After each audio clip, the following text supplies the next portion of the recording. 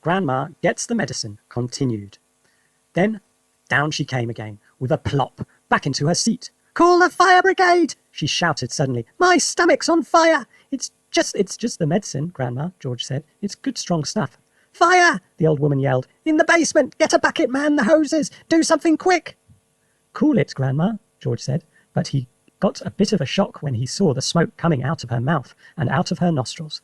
Clouds of black smoke were coming out of her nose and blowing around the room. "By golly, you really are on fire," George said. "Of course I'm on fire," she yelled. "I'll be burned to a crisp. I'll be fried to a frizzle. I'll be boiled like a beetroot." George ran into the kitchen and came back with a jug of water. "Open your mouth, Grandma," he cried. He could hardly see her for the smoke, but he managed to pour half a jugful down her throat. A sizzling sound, the kind you get if you hold a hot frying pan under a cold tap, came up from deep down in Grandma's stomach. The old hag bucked and shied and snorted. She gasped and gurgled. Spouts of water came shooting out of her, and the smoke cleared away. "The fire's out," George announced proudly. "You'll be all right now, Grandma." "All right," she yelled. "Who's all right? There's Jackie jumpers in my tummy. There's squigglers in my belly. There's bangers in my bottom." She began bouncing up and down in the chair. Quite obviously, she was not very comfortable. "You'll find it's doing you a lot of good, that medicine, Grandma," George said. "Good," she screamed. "Doing me good? It's killing me." Then she began to bulge. She was swelling. She was puffing up all over. Someone was pumping her up. That's how it looked. Was she going to explode? Her face was turning from purple to green. But wait! She had a puncture somewhere. George could hear the hiss of escaping air.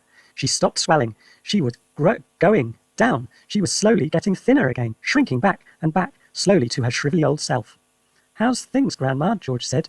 No answer. Then a funny thing happened. Grandma's body gave a sudden sharp twist and a sudden sharp jerk, and she flipped herself clear out of the chair and landed neatly on her 2 feet on the carpet. "That's terrific, Grandma," George cried. "You haven't stood up like that for years. Look at you. You're standing up all on your own, and you're not even using a stick." Grandma didn't even hear him. The frozen, pop-eyed look was back with her again. Now she was miles away in another world. Marvellous medicine, George told himself.